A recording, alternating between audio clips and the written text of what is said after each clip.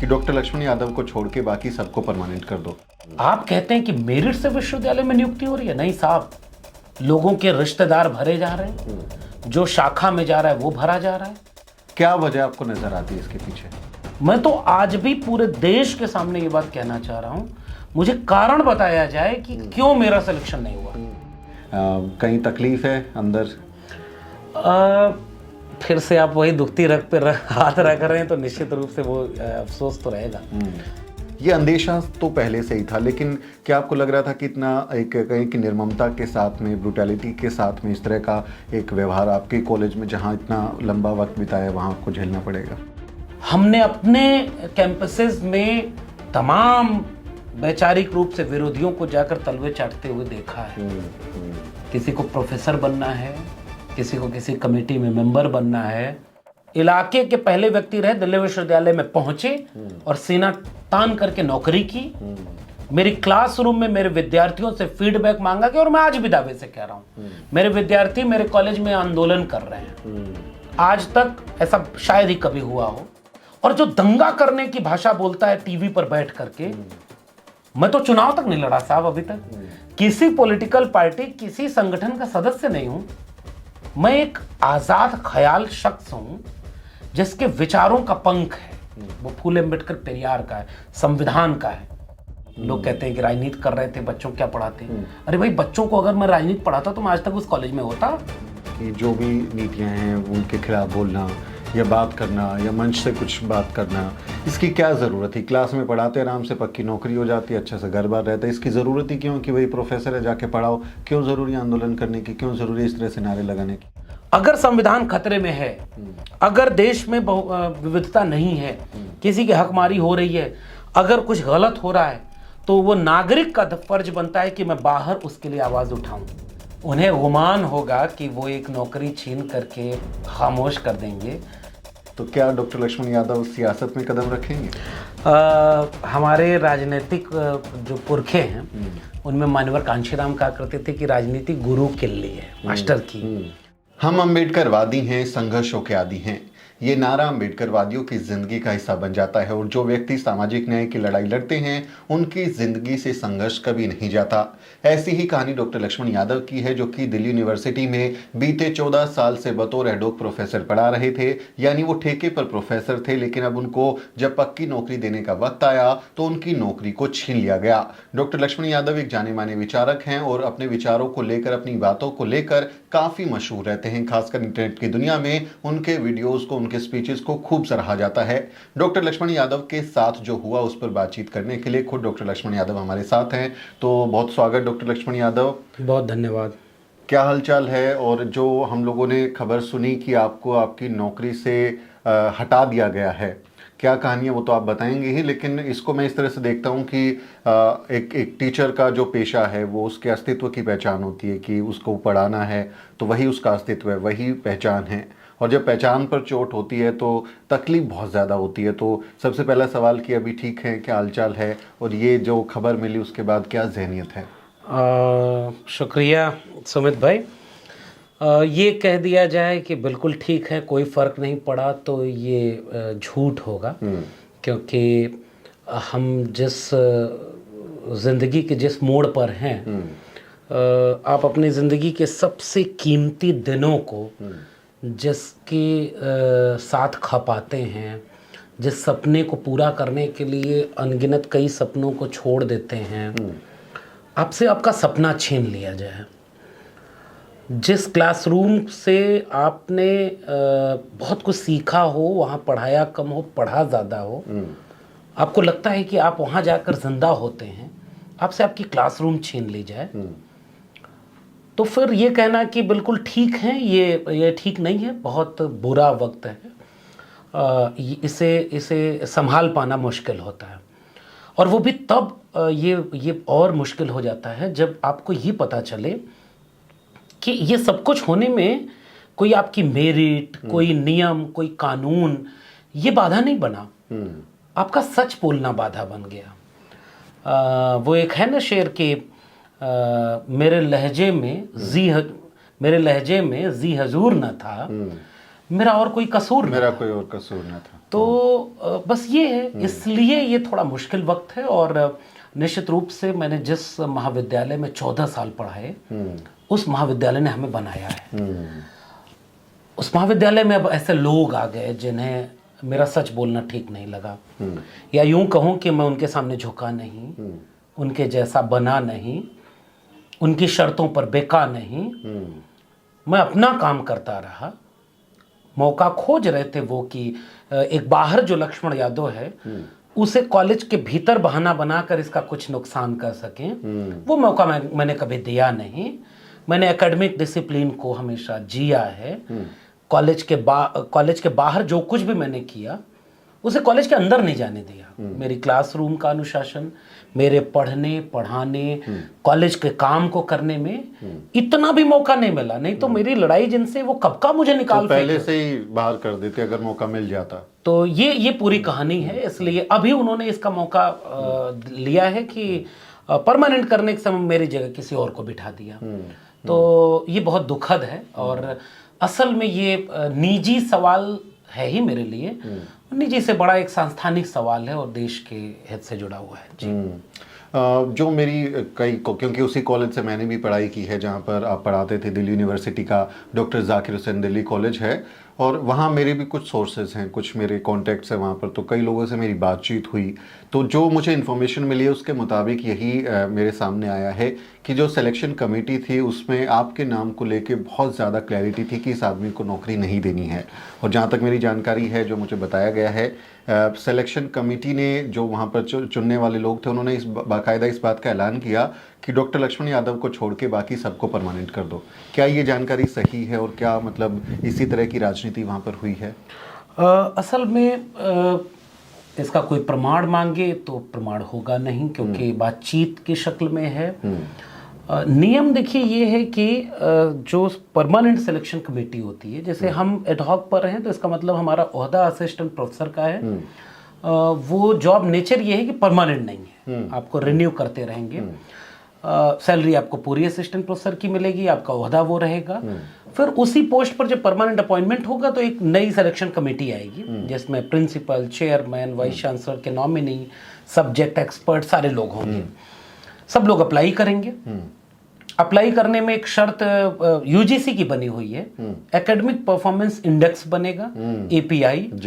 API का 100 number का criteria है, तो उसमें जितने लोग होंगे एक निश्चित क्राइटेरिया के ऊपर के लोगों को बुलाया जाएगा। उसमें मेरा 100 में 96 है, मतलब अच्छा 100 में से 96 आपकी। हाँ, 96 नंबर मेरे एपीआई के, यानी आपका एकेडमिक करियर बहुत शानदार है। केवल 2-3 नंबर मेरे इसलिए कटे क्योंकि बीए और एमए में 80% से ज्यादा अगर आपके होते हैं तो ही आपको पूरे नंबर मिलेंगे। तो वही 4 नंबर मेरे कटे हैं, 2 बीए में 2 एमए में, वरना मेरे 100 में 100 नंबर है। 14 साल से मैं उसी कॉलेज में पढ़ा रहा हूँ, सबसे पुराना एडहॉक। उसके साथ एकेडमिक परफॉर्मेंस इंडेक्स में सबसे ज्यादा नंबर मेरा। मैं इलाहाबाद यूनिवर्सिटी का गोल्ड मेडलिस्ट रहा हूँ एमए में। मेरी 1 किताब और 8 आर्टिकल हैं। मेरी कक्षाओं में उन्होंने बहुत कोशिश की, कोई बहाना नहीं मिला। किसी विद्यार्थी से बहुत तरह की कोशिशें की। मुझे तो ये पता चला कि मेरे क्लासरूम में लेक्चर रिकॉर्ड किए जाते थे। अच्छा। हाँ, मतलब पहले से तैयारी थी कि कोई बहुत कुछ होता था, क्योंकि बहुत तरह के लोग होते हैं। लेकिन हमें ये पता था कि क्लासरूम में हमें क्या करना, और उससे ज्यादा पता था क्या नहीं करना है। तो वो मौका कभी उन्हें हमने दिया नहीं। क्लास लेना, समय से लेना, सब कुछ बहुत परफेक्ट, क्योंकि हमें पता है कि हम बाहर जो सच बोल रहे हैं तो हम कोई मौका देंगे तो वो छोड़ेंगे नहीं। तो वो मौका हमने दिया नहीं। सिलेक्शन कमेटी बैठी, इंटरव्यू बोर्ड में हम भी बैठे। इंटरव्यू में मेरे हिसाब से मेरा इंटरव्यू सबसे अच्छा हुआ। और ये बात ठीक है कि वहाँ जो कुछ लोग होते हैं वो हमें भी तो बताएंगे ना भाई, कि जब बात शुरू होती है आखिर में, तो एपीआई केवल इंटरव्यू देने का है शर्त, 100% वेटेज इंटरव्यू बोर्ड के पास है। वो जिसको चाहे कहते कि इस पोस्ट पे हम इनको नियुक्त कर रहे हैं, क्यों कर रहे हैं, बाकी को क्यों नहीं कर रहे हैं, कोई लिखित नहीं, कोई लिखित दस्तावेज नहीं होता, कोई मेरिट नहीं बनती, कुछ भी नहीं बनता। ये नियम है, इसीलिए हम इसके खिलाफ कोर्ट नहीं जा सकते, क्योंकि वो नियम उन्होंने ऐसा बना ही रखा है कि 100% वेटेज इंटरव्यू बोर्ड को दे रखा है। सारे लोग उस पर साइन करते हैं। मान लीजिए 2 लोग आपके फेवर में है जो कहते हैं कि हम नहीं करेंगे, तो मेजॉरिटी से डिसीजन लेके वो ज्वाइन करा देते हैं। एक तो ये प्रोसेस है। बोर्ड में जब बैठा गया, आखिरी दिन रिजल्ट बनना हुआ कि भाई क्या किया जाए, तो हमारी तरफ के टीचर ने कहा कि भाई जो सबसे अच्छा इंटरव्यू हुआ है तो सबसे पुराना जो है, क्योंकि डीयू में बहुत सारे लोग बहुत पहले से पढ़ा रहे हैं, तो दिल्ली विश्वविद्यालय शिक्षक संघ ने आंदोलन करके ये निर्णय पारित किया कि जो जहां पढ़ा रहे उसको निकाला नहीं जाए, उसको वहां रखा जाए। अच्छा, जब पक्की नौकरी दी जाएगी तो उसको प्रायोरिटी दो, जो पढ़ा रहा है प्रायोरिटी दो, और हिडन फॉर्म में उसके बचाव के लिए वो खड़े होते हैं। आंदोलन हुए दिल्ली विश्वविद्यालय में, शिक्षकों ने लड़ाई लड़ी कि कोई 15 साल 20 साल पढ़ा के बाहर नहीं निकाला। सही बात है, उसका करियर आप कहाँ का रहेगा, फिर आप कहीं का नहीं छोड़ते हैं उसे। तो वाइस चांसलर ने कई बार ये बात अपनी बैठकों में बोली है कि देखो जो लंबे समय से पढ़ा रहा है उसके साथ न्याय ना हो, उसको न्याय दिया जाए। ये सब कुछ किनारे करके पहला वाक्य बोला जा रहा है कि लक्ष्मण यादव को निकालना है, बाकी आप चाहे जिसको रख लो। तो पूछा गया कि भाई किस आधार पर निकाला जाए, क्या इंटरव्यू खराब हुआ उनका? नहीं साहब, हमें इंटरव्यू बात ही नहीं करनी। जो विभाग के लोग बैठे वो कह रहे हैं कि भाई इंटरव्यू इसका सबसे अच्छा हुआ है, आपने कोई सवाल पूछा हो जिसका जवाब न दिया हो। नहीं साहब, इंटरव्यू से कोई मतलब नहीं। अच्छा, फिर किस बेस पे निकाल रहे हैं? वो तो सबसे पुराना है, ये भी तो एक आपने पास किया है। आपकी ये मंशा है कि आप पुराने लोगों को बाहर नहीं करेंगे, क्यों निकाल रहे हैं? नहीं साहब, इससे भी कोई फर्क नहीं पड़ता। फिर क्यों निकाला जा रहा है? नहीं साहब, हमें पता नहीं, ऊपर से आदेश है। ये ऊपर कौन है? ब्रह्म है, पार ब्रह्म है, कौन ताकत है जो कह रही है कि लक्ष्मण यादव को निकालो? तो असल में ये बात बिल्कुल ठीक है कि उन्होंने ये मन बनाया हुआ था। इसीलिए मैंने तकरीबन 25-30 जगह परमानेंट के इंटरव्यू दिए हैं पिछले 10 साल में। अच्छा, दिल्ली विश्वविद्यालय की बात बता रहा हूँ। बाकी जगह होता था 1-1.5 मिनट का इंटरव्यू, जिसका सोर्स जुगाड़ है उसका हुआ, हमारा नहीं हुआ, क्योंकि हमसे ये भी कहा जाता था आपका कॉलेज बहुत अच्छा है, जहां पढ़ा रहे वही हो जाएगा। हमारे इस इंटरव्यू में हमसे पूछा गया कि आपका कहीं और क्यों नहीं हुआ, तो हमने कहा किसी और ने किया नहीं, तो हम आपके सामने बैठे हैं। लोग कह रहे थे आपके कॉलेज में हो जाएगा। तो ये सब करते कराते अंत में यही हुआ कि इनका नहीं करना है। पूछा गया कि कोई वजह बता दें क्यों नहीं करना। क्यों नहीं करना? नहीं साहब, कोई वजह नहीं है। आप या तो अकेले इनको निकाल लो, या जितने 5 लोग पढ़ा रहे हैं हम सबको बाहर करेंगे। अच्छा, ये धमकी, ये ब्लैकमेलिंग। और मैं कह रहा हूं दिल्ली विश्वविद्यालय प्रशासन इसका जवाब दे। मैं कह रहा हूं कि मेरे कॉलेज का प्रिंसिपल जो कहां से आया है, इसके लिए दुनिया जानती है कि वो कहां से आया है। मुझे अपने प्रिंसिपल से शिकायत नहीं है, क्योंकि उसको तो एक एजेंडे के तहत भेजा गया था। मेरे कॉलेज के बहुत सारे लोगों को मेरे खिलाफ भड़काया गया, क्योंकि मैं उनकी शर्तों पे नहीं चलता था। मैं उनके दिए किसी काम में ऐसा तो नहीं कर कि कॉलेज का कोई मौका मिले वो न करे। इसलिए मैं इस पूरे मामले को निजी मामला नहीं मान रहा हूं सुमित भाई। हम लोग बैठे हैं, ठीक है, मेरी नौकरी गई तो हम यहीं से अपनी किस्से से बात कर रहे हैं, लेकिन ओवरऑल इस देश का पूरा उच्च शिक्षण संस्थान कैसे बर्बाद किया जा रहा है, ये उसकी कहानी हम बयां कर रहे हैं। आप कहते हैं कि मेरिट से विश्वविद्यालय में नियुक्ति हो रही है। नहीं साहब, लोगों के रिश्तेदार भरे जा रहे हैं, जो शाखा में जा रहा है वो भरा जा रहा है, खुलेआम खेल चल रहा है। लोग तो कह रहे हैं पैसा भी चल रहा है। अब मैं कहूंगा, आप कहेंगे कि प्रमाण दीजिए, मैं कहूंगा इसका कोई ठोस प्रमाण तो होता नहीं, लेकिन हाँ, मैंने जो देखा है वो मैं आपको आगाह जरूर कर रहा हूँ। मैं गलत बोल सकता हूँ, आप मेरे ऊपर कोई कार्रवाई कर सकते हैं। लेकिन इसकी वजह क्या है? मतलब आपका एपीआई इंडेक्स जब अच्छा है, आपका एकेडमिक परफॉर्मेंस अच्छा है, आपका काम अच्छा है, 14 साल से आप पढ़ा रहे हो तो उसमें प्रायोरिटी मिलती है, तो ऐसे इतनी डेलिबरेटली जानबूझ के मतलब नाम लेके बोलना कि डॉक्टर लक्ष्मण यादव को सिर्फ पक्का नहीं करना, बाकी का कर देंगे, क्या वजह आपको नज़र आती है इसके पीछे? असल में देखिए, विश्वविद्यालयों के इतिहास में कभी कोई स्वर्ण युग तो रहा नहीं, कोई गोल्डन एरा नहीं रहा। जब जो ताकत में रहा उसने अपने लोगों को कई तरह की सेटिंग करके अपने लोगों को रखा। कोई प्रोफेसर है तो अपने परिचित को रख लेता है, ऐसे ही चलता है ये। इसी को हम लोग कल्चरल कैपिटल बोलते हैं। इसके लोग अंदर होते हैं सिस्टम, उनको पता होता है कैसे किसको अंदर लेना है, किसको बाहर करना है। एक तो ये सिस्टम बना हुआ है। तो वर्तमान में हो ये रहा है कि पहले जो चीज़ें थोड़ी छिपा के होती थी, थोड़ा बच बचा के होती थी, अब तो देश में ये माहौल है ना कि वो खुल्लम खुल्ला हो रही है। एक तो ये बात, हम उनके विचार के नहीं हैं, हम उनकी सामने झुक कर नहीं गए मिलने कभी, हम उनके सामने गिड़गिड़ाए नहीं, हम उनकी बैठकों में गए नहीं, हमारा विचार उनसे मुख्तलिफ है। हम भगत सिंह और अंबेडकर की बात करते हैं, हम सामाजिक न्याय की बात करते हैं, तो शायद उन्हें हम पसंद नहीं। मैं तो आज भी पूरे देश के सामने ये बात कहना चाह रहा हूं, मुझे कारण बताया जाए कि क्यों मेरा सिलेक्शन नहीं हुआ। अगर मैं गलत कह रहा हूं तो मुझे बता दें। अगर आप नौकरी के एक्सपीरियंस के हिसाब से कह रहे हैं तो मेरा एक्सपीरियंस सबसे ज्यादा। जितने लोग अपॉइंट हुए हैं सबका एक्सपीरियंस मुझसे कम है। अच्छा। आप अगर एपीआई इंडेक्स जो है एकेडमिक परफॉर्मेंस इंडेक्स की बात करें तो मेरा इंडेक्स सबसे ज्यादा 96।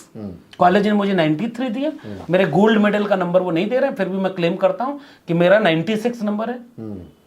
तो 96 के ऊपर किसी को अपॉइंट किया हो आपने तो वो बताइए। बिल्कुल। मैं दावे से कर रहा हूं सारे लोगों के एपीआई मुझसे कम है।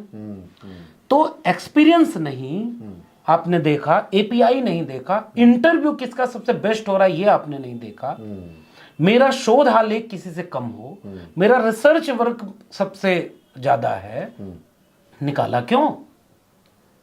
फिर मैं ये जानना चाहता हूं देश के विश्वविद्यालयों में कुलपति बताएं, प्रिंसिपल बताएं, चेयरमैन बताएं। असल में लिखित कुछ होता नहीं तो आपने इसका लाभ लिया है। आपको लिखना नहीं होता कि किसको कितना नंबर इंटरव्यू में दिया है। तो इसलिए मैं भी अभी इस देश में अपने लिए भी और देशवासियों के लिए भी ये सवाल जानना चाहता हूं कि नियुक्ति कैसे होती है, तो ये क्यों निकाला, इसका एक जवाब तो मैं विश्वविद्यालय प्रशासन से मांगना चाहता हूं। दूसरा जवाब मुझे पता है, मैं तुम्हारी यहाँ में यहाँ नहीं मिलाया, मैं तुम्हारा गुलाम नहीं हुआ, मैं तुम्हारे खिलाफ वैचारिक रूप से खड़ा हूं, तो तुमने उसका बदला मेरे एकेडमिक करियर को बर्बाद करने में लिया। ये तो डेलिबरेटली एक अटैक है, यानी जानबूझकर ऐसा किया गया। और एक शेर है कि तरक्की की फसल हम भी काट लेते, अगर कुछ तलवे हम भी चाट लेते। तो वो उस लाइन में नहीं लगे तो उसका खामियाजा भुगतना पड़ा। लेकिन जिस कीमत की बात हो रही है, जिस खामियाजा की मेरी नौकरी चली गई, किसी ना किसी रूप में ये कीमत हम सबको कहीं ना कहीं चुकानी पड़ती है। और अक्सर आपसे क्योंकि बात हुई है, तो जिस तरह के आप भाषण देते हैं, जिस तरह से सरकार की नीतियों पर सवाल उठाते हैं, हालांकि उसमें गैर संवैधानिक कुछ नहीं है, गैर कानूनी कुछ नहीं है, क्योंकि उसी के दायरे में गैर कानूनी होता तो अब आप जेल में होते। तो जो बात कर रहे थे उसमें तेवर था। तो हम लोग अक्सर ये कहते थे कि यार इतना बोला जा रहा है, इतनी बात करी जा रही है, तो कभी ना कभी कीमत चुकानी पड़ेगी। ये अंदेशा तो पहले से ही था, लेकिन क्या आपको लग रहा था कि इतना एक कहीं की निर्ममता के साथ में, ब्रुटैलिटी के साथ में इस तरह का एक व्यवहार आपके कॉलेज में, जहाँ इतना लंबा वक्त बिताया, वहाँ आपको झेलना पड़ेगा? सच बात ये है कि ऐसा कुछ भी हम सोचते नहीं। हम ये महसूस जरूर करते हैं कि ऐसा ही कुछ होगा, लेकिन कई बार लगता है कि कुछ ऐसा होगा जो इतना बुरा होने से रोक लेगा। कभी तो कोई होगा जो मेरिट की बात करेगा, कोई तो उस पूरी भीड़ में कोई तो उन्हीं का आदमी भी होगा जो ये कहेगा कि नहीं यार इसके साथ इतना गलत मत करो, इसका मेरिट देख लो, इसका इंटरव्यू देख लो, इसका एक्सपीरियंस देख लो। कुछ तो कोई होगा जो बचा लेगा हमें। हमारे बीच के कुछ लोग होंगे जो हमारे साथ खड़े हो जाएंगे कि नहीं इतना गलत मत होने दो। अधिकांश लोग ऋण विहीन हो गए। हमने अपने कैंपसेस में तमाम वैचारिक रूप से विरोधियों को जाकर तलवे चाटते हुए देखा है। किसी को प्रोफेसर बनना है, किसी को किसी कमेटी में मेंबर बनना है, किसी को प्रिंसिपल बनना है, किसी को जो है वाइस चांसलर के साथ फोटो खिंचवानी है। देखो एक बात सुमित भाई हम साफ कहते हैं, अपने दम पर यहाँ तक आए। पढ़ाई इलाहाबाद विश्वविद्यालय ने हमें बनाया है, उसने हिम्मत दी, रीढ़ दी। वो इलाहाबाद विश्वविद्यालय, मैं कह रहा हूँ मेरी सांसों में वो बसता है। उन्होंने हमें बनाया, उस विश्वविद्यालय ने। दिल्ली विश्वविद्यालय के हमारे गुरुओं ने हमें बनाया। मेरे परिवार की मेहनत, मेरे परिवार की कुर्बानी, उसने हमें बनाया। और बाकी जो हमारे पुरखों की कुर्बानी से जैसा भारत बना था, फूले अंबेडकर, पेरियार, भगत सिंह की बात, लोहिया की बात हम यूं ही नहीं करते। उन सब की कुर्बानी से एक मौका बना था। संविधान और मंडल कमीशन ने एक मौका दिया था, और हमारे परिवार ने एक सहारा दिया था। गुरुओं ने हमें गढ़ा, तो मेरिट के दम पर यहां तक आए थे। तो जब तक मेरिट के दम पर आना था, आके अपना लोहा मनवाया। इलाके के पहले व्यक्ति रहे, दिल्ली विश्वविद्यालय में पहुंचे और सीना तान करके नौकरी की। मेरी क्लासरूम में मेरे विद्यार्थियों से फीडबैक मांगा गया, और मैं आज भी दावे से कह रहा हूं मेरे विद्यार्थी मेरे कॉलेज में आंदोलन कर रहे हैं। आज तक ऐसा शायद ही कभी हुआ हो। पहली बार दिल्ली विश्वविद्यालय में हो रहा है कि कॉलेज के भीतर छात्रों का आंदोलन चल रहा है। क्यों चल रहा है? मैं तो गया ही नहीं उसके बाद से कॉलेज। आज भी मैं दावे से कर रहा हूं, मेरे बच्चों से जाकर बात कर लीजिए। मेरे बच्चे रो रहे होंगे, क्योंकि अकेले में मैं रो रहा हूं।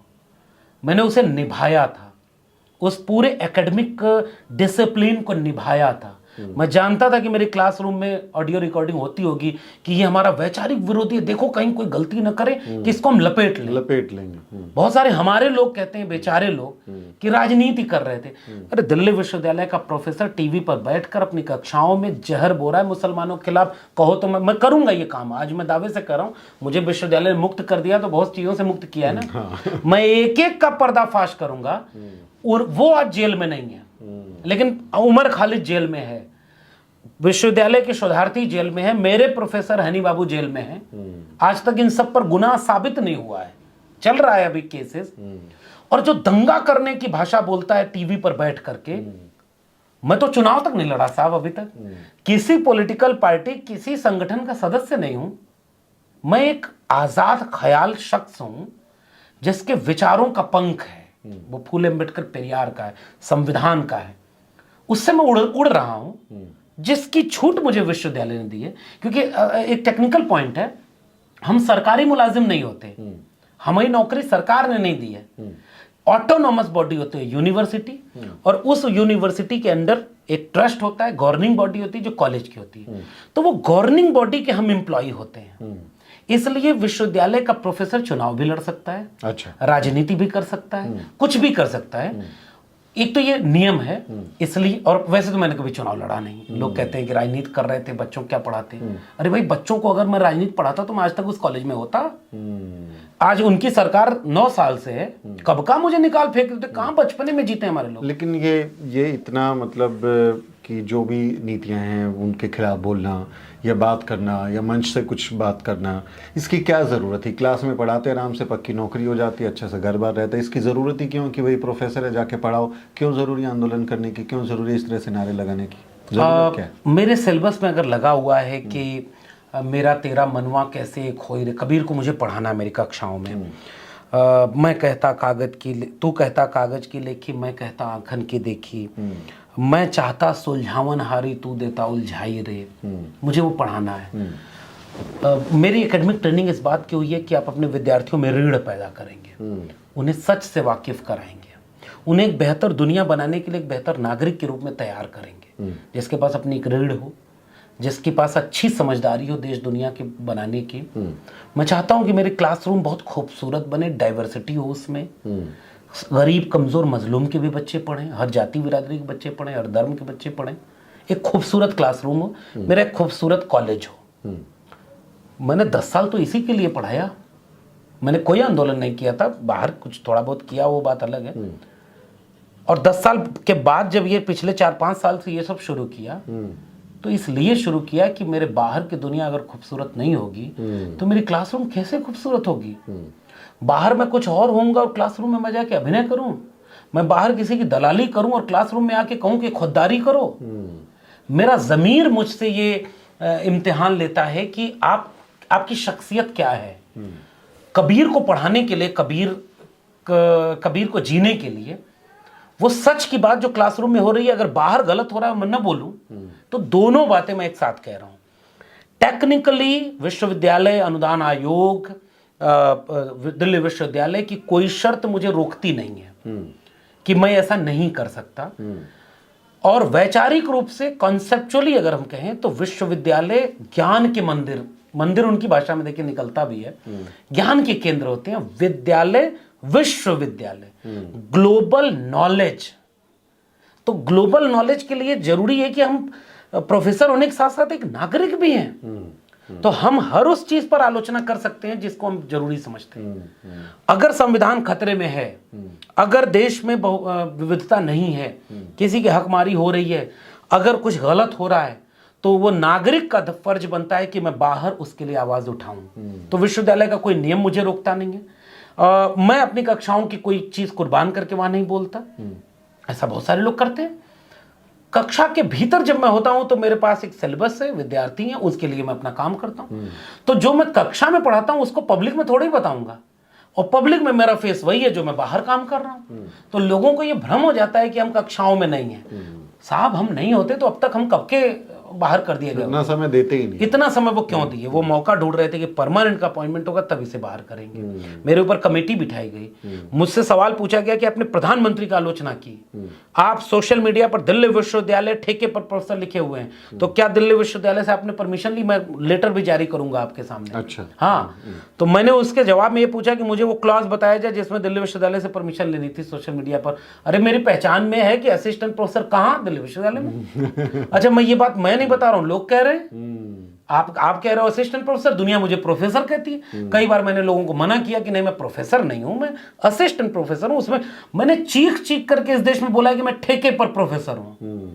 जनता ने मुझे प्रोफेसर बनाया। तो एक तो ये बात, तो जरूरत क्यों पड़ी सुमित भाई? ये मेरा नागरिक धर्म कहता है कि मैं प्रोफेसर होने के साथ साथ एक नागरिक भी हूं। तो नागरिक होने की जिम्मेदारी मैंने कॉलेज के बाहर निभाई, प्रोफेसर असिस्टेंट प्रोफेसर होने की जिम्मेदारी मैंने कॉलेज के भीतर निभाई। दोनों में संतुलन निभाया, इसलिए 14 साल सीना तान के काम किया। कोई शिकायत नहीं, कोई कंप्लेन नहीं, कोई कुछ नहीं। हाँ, उनको नहीं पसंद था कि वो मैं उनका गुलाम नहीं था, उन्होंने निकाल दिया, कबूल है। तो हम, क्योंकि आपके घर परिवार के भी आजमगढ़ हम लोग गए हैं चुनाव में, और वो घर परिवार हमने देखा है, घर के लोगों से हम लोग मिले हैं। कई बार आपके भाषणों में हमने किस्से सुने कि कैसे घर वालों ने जब यूनिवर्सिटी भेजा था तो उनके क्या ख्वाब थे कि आईएएस बनाना है लड़के को, और फिर इलाहाबाद यूनिवर्सिटी टॉप किया तो वहाँ जातिवादी ताने मिले कि आयरों के बच्चे जो है भैंस चराना छोड़ के अब टॉप करेंगे तो हमारे बच्चे क्या करेंगे।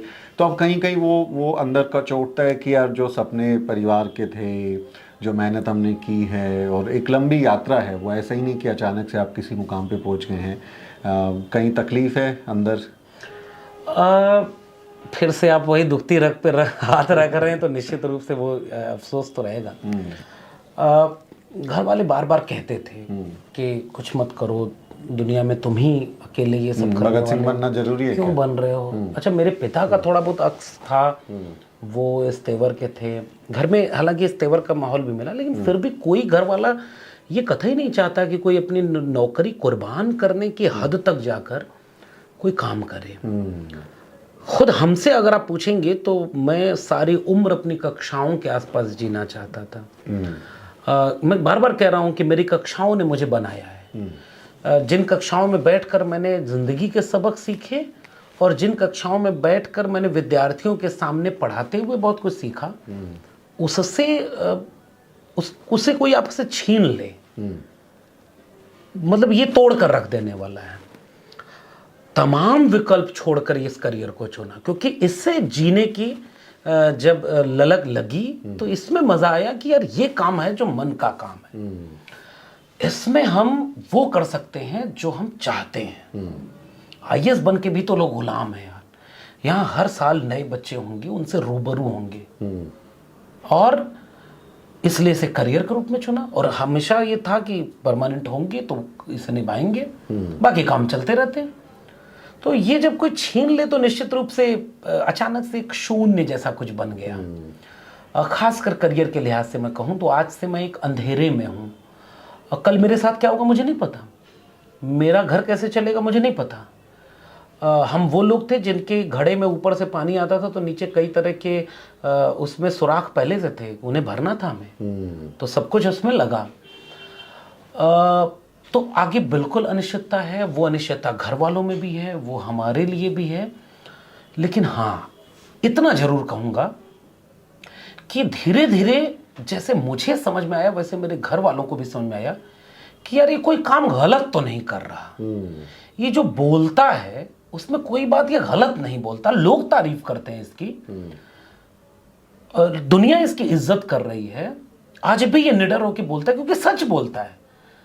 शायद उससे वो हिम्मत ले रहे हैं और उनसे मैं हिम्मत ले रहा हूं। तो बस इतना ही कहना चाहूंगा कि खालीपन तो है, लेकिन अब इसे भरेंगे, देखेंगे कैसे भर पाएंगे। लेकिन हाँ, एक सपना था जिसे बहुत शिद्दत से पाला था, उसे किसी ने लूट लिया।